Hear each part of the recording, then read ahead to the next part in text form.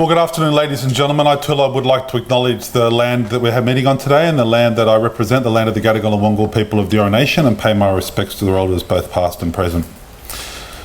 Well, we've heard from Wendy, we've heard from Joe, we've heard today about these outrageous decisions and steps that have been taken, and I want to talk a little bit about the context, the governance context and why we're here. Bill took us forward 37 years to the end of the capital return for WestConnex, and I want to take us back 37 years to 1979 with the introduction of the Environmental Planning and Assessment Act by the former Labor government, one of the most impressive decisions made by a government to put ecologically sustainable development at the heart of planning, to introduce checks and balances. Yet, ever since that act has been stripped, picked, burnt, destroyed and cut. And taking us forward about 20 years, the former Labor government really put a knife through the heart of that act when they introduced Part 3A. Part 3A of the Environmental and Planning Assessment Act stripped control from local communities and basically gave the minister the power to make decisions. And while the Part 3A overrode 12 other acts of parliament, it set the scene for what we're seeing here now with the Conservatives, because while they withdrew Part 3A, and they rescinded that despite Barry O'Farrell voting for it in 2005, they've introduced even poorer decision-making processes, and I wanted to spend a few minutes to talk a little bit about that.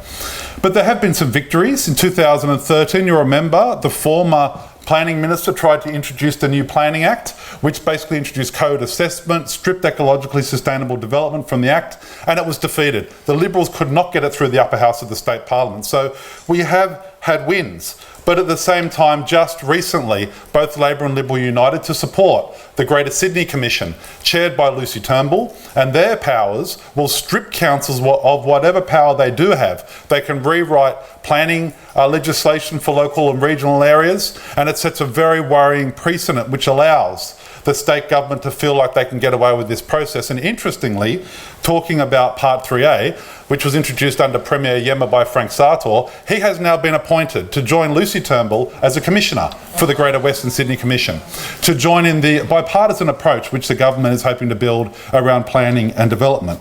And I think we all know what that means.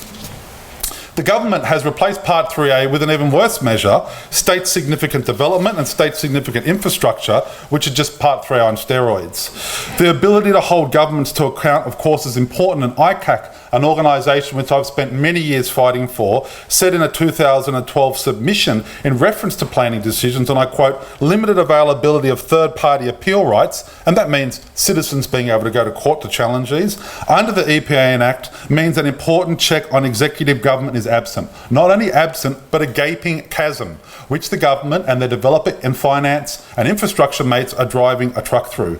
And in fact, building toll roads to take those trucks through them. If you look at WestConnex, typically state significant infrastructure projects over $100 million are subject to multiple gateway reviews in which independent authorities scrutinise decisions. Yet, as we've heard today, the New South Wales Auditor General's report in December 2014, and I encourage you to look at that, exposed a lack of an independent monitoring of the concept, the business case and tendering. And what did the report conclude? It said, quote, it was not able to form a view on whether the project was a worthwhile and prudent investment. What a sad indictment on the billions and billions of dollars of taxpayer money going into this project. And despite that report, the WestConnex Delivery Authority had already signed a contract for the first stage of the motorway, a widened M4 between Parramatta and Concord, which will attract a toll of at least $6 each way. We know that this project, by the friend of the infrastructure industry, Nick Greiner, who was appointed as chairman of Infrastructure New South Wales, competing against Transport for New South Wales. He was the former chairman of the company which is now part of Lendlease Infrastructure, Australia's second biggest infrastructure company, and he resigned just months before he was appointed the head of Infrastructure New South Wales, which introduced the case for WestConnex and pushed and pushed and pushed. That was also the body that suggested we build a tunnel under George Street and don't build light rail in order to get buses under George Street. It's a policy not supported by the Liberals, thank goodness, but it's a policy which Labor seems to continue to support because they oppose the light rail along the city route that's being built at the moment.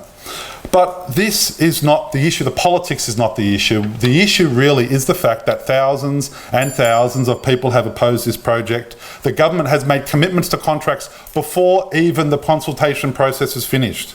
And it's clear that there is a history in this state of the power of infrastructure and development companies, and that needs to stop. And we know that this government is taking the legacy that we've seen of the destruction of the Environmental Planning and Assessment Act, a wonderful act of that former state Labor government, and not only taking away our rights from the citizens, but pouring billions of dollars with very little oversight, with very poor governance into the private sector without the kind of accountability that a multi-billion-dollar project like this deserves. Thank you.